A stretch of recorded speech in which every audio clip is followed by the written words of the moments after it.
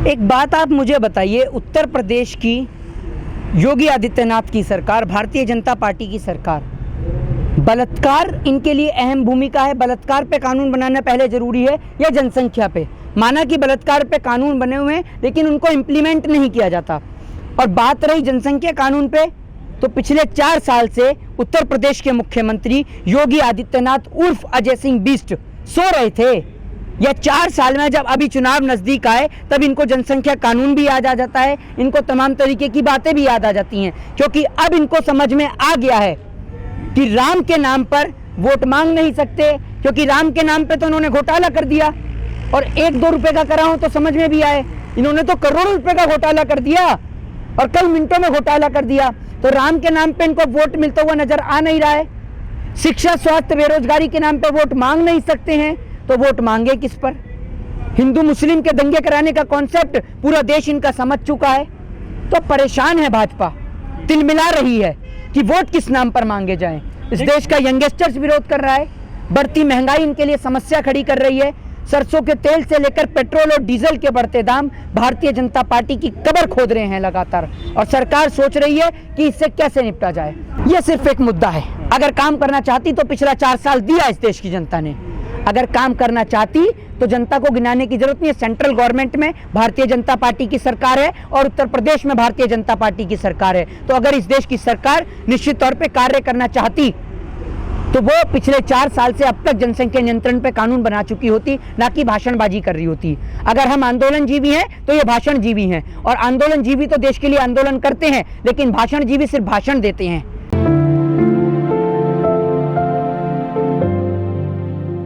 पहली बात तो कि चाहे हिंदू हो चाहे मुस्लिम हो, ये जो आपने कहा कि कोई कहता है कि बच्चे 10-10 पैदा करें, तो आपसे पूछ के नहीं करेंगे। दूसरी बात, जिस व्यक्ति की जितने बच्चों को उनको पैदा करने की, और सबसे बड़ी बात, आपको जनसंख्या नियंत्रण कानून लाने की जरूरत ही नहीं है। अगर आप लोगों को एजुकेट कर दें, एक पढ़ा लिखा परिवार जानता है कि छोटा परिवार सुखी परिवार, तो अगर आप लोगों को एजुकेशन देंगे तो आपको जनसंख्या नियंत्रण पे कानून बनाने की आवश्यकता ही नहीं है। लेकिन पढ़ने की तो ये बात ही नहीं करते। शराब के ठेके खोल देंगे, चुनावी प्रचार के लिए रैलियां करा देंगे, बंगाल पहुंच जाएंगे चुनावी प्रचार के लिए।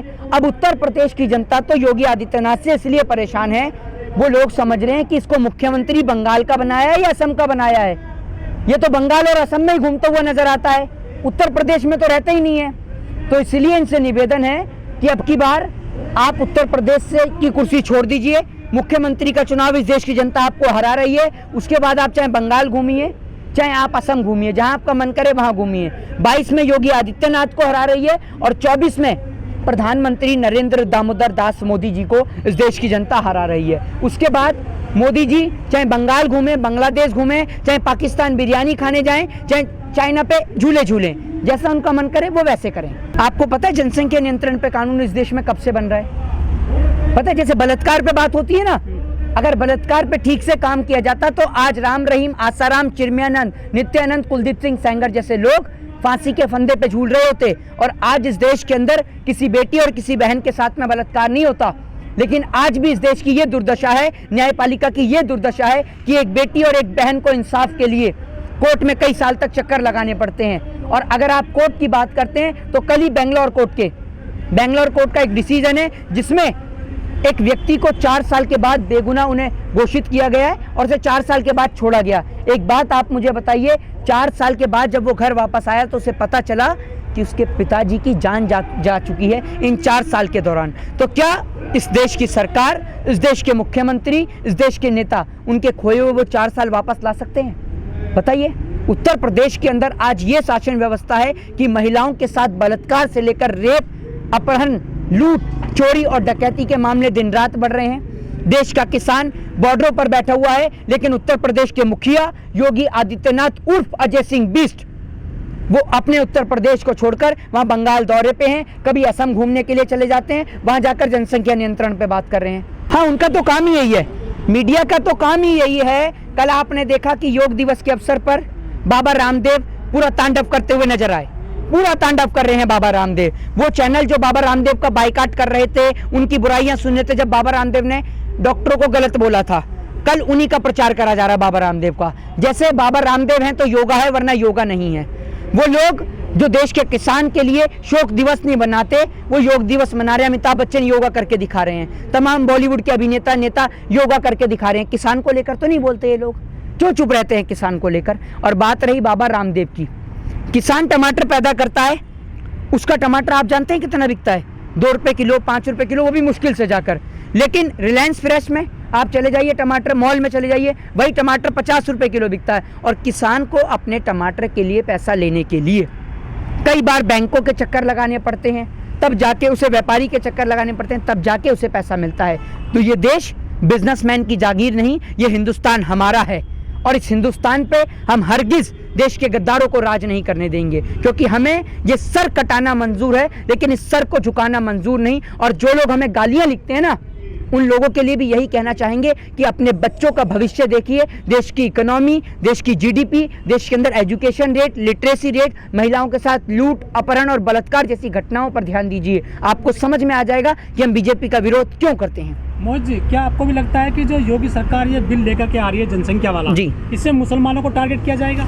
देखिए, इनका काम सिर्फ हिंदू वर्सेस मुस्लिम करना है, वरना पिछले 4 साल में बिल लागू हो सकता था बड़े आराम से, शांतिपूर्ण तरीके से लागू होता।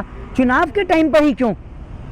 योगी जी यूं भी कह सकते थे कि भैया पिछले 4 साल से हमारी सरकार है, तीसरे साल में कर देते, दूसरे में कर देते, या जब सरकार बनती दोबारा तब करते, तब सोचते। प्रधानमंत्री नरेंद्र मोदी जी सेंट्रल गवर्नमेंट में बैठे हुए हैं, तब भी।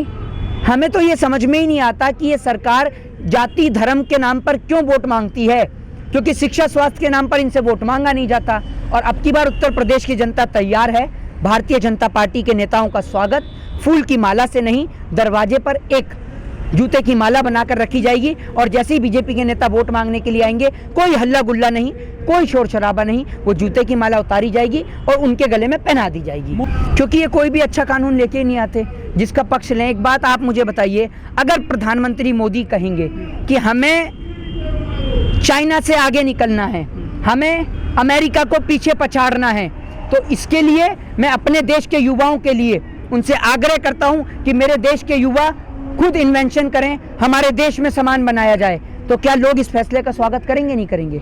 करेंगे। लेकिन ये अपने ही देश के लोगों को लड़ाने की बात करते हैं। दूसरी बात, प्रधानमंत्री मोदी जी की आप वादों की बात कर रहे हैं, ये जनसंख्या नियंत्रण कानून पे बात ठीक उसी प्रकार है जिस तरीके से बात ये 15 लाख रुपए पे भी करते थे, 100 स्मार्ट सिटी पे भी करते थे और 2 करोड़ रोजगार पे भी करते थे। लेकिन होता क्या था? पूर्ण रूप से फ्लॉप। और ठीक उसी तरीके से इनका ये जनसंख्या नियंत्रण कानून सिर्फ वोट बटोरने की राजनीति है, जाति धर्म कास्ट और रिलीजन की राजनीति है, बाकी और कोई इनके पक्ष का फैसला नहीं है। तो क्या इसमें बहकावे में आएंगे जनसंख्या नियंत्रण? बिल्कुल नहीं आएगा, अब नहीं आएगी इस देश की जनता। इस देश की जनता ने इतने दंगे देखे हैं, किसान को सड़क पे पिटते देखा है, जवान को सरहद पे शहीद होते देखा है। तो क्या अब भी आपको लगता है कि इस देश की जनता इनके बहकावे में आएगी? क्या इस देश की जनता को नहीं दिख रहा 2 साल से स्कूल कॉलेजेस बंद हैं, लेकिन चुनावी रैली के दौरान कोरोना भी गायब हो जाता है? तो क्या संडे के लिए सब कुछ बंद रहता है? भक्ति कम हो गई देश में? भक्ति तो कम हो ही गई है। भक्ति अब लोग भगवान से करने लगे हैं, नरेंद्र मोदी जी से नहीं। अब लोग भगवान से भक्ति करते हैं और भगवान सिखाता है, ईश्वर सिखाता है कि आप सही का साथ दीजिए और जो गलत है उसका विरोध कीजिए। पहली बात, आप इन्हें बाबा ना कहें। और दूसरी बात, अगर जनसंख्या की बात करें तो प्रधानमंत्री नरेंद्र मोदी जी कौन से नंबर के हैं आप बता दीजिए जरा, वो कौन से नंबर के भाई हैं जरा ये बता दीजिए। आप बात कर रहे हैं जनसंख्या नियंत्रण कानून पर, और जनसंख्या नियंत्रण कानून पर तो इंदिरा गांधी के समय से बात हो रही है। तो प्रधानमंत्री मोदी जी को समझ में नहीं आया, उनके परिवार को बताइए ना आप इस बात के लिए। दूसरी बात, ये लोग बाबा नहीं है, ये सिर्फ बाबा वो होते हैं जिन्होंने वनवास काटा हो। राम सन्यासी थे जिन्होंने वनवास काटा। ये राम के नाम पर ढोंगी लोग हैं जो सिर्फ राम के नाम को वोट के नाम पे इस्तेमाल करते हैं और राम के नाम का घोटाला करते हैं। जय हिंद, जय भारत, वंदे मातरम। देखिए, वो इस देश की जनता तय करेगी, वो तय करने वाले आप और हम नहीं होते, वो तय करने वाली इस देश की जनता है कि इस देश की जनता इन्हें स्वीकार करेगी या अस्वीकार करेगी। और इन तमाम बड़े बड़े मुद्दों को लेकर, किसान को लेकर, महंगाई, बेरोजगारी, मंदी, शिक्षा, स्वास्थ्य, बढ़ते तेल, बढ़ते पेट्रोल के दाम, बढ़ते सरसों के दाम को लेकर मुझे लगता है कि इस देश की जनता योगी आदित्यनाथ उर्फ अजय सिंह बिष्ट और भारतीय जनता पार्टी को पूर्ण रूप से नकारेगी। जय हिंद, जय भारत, वंदे मातरम।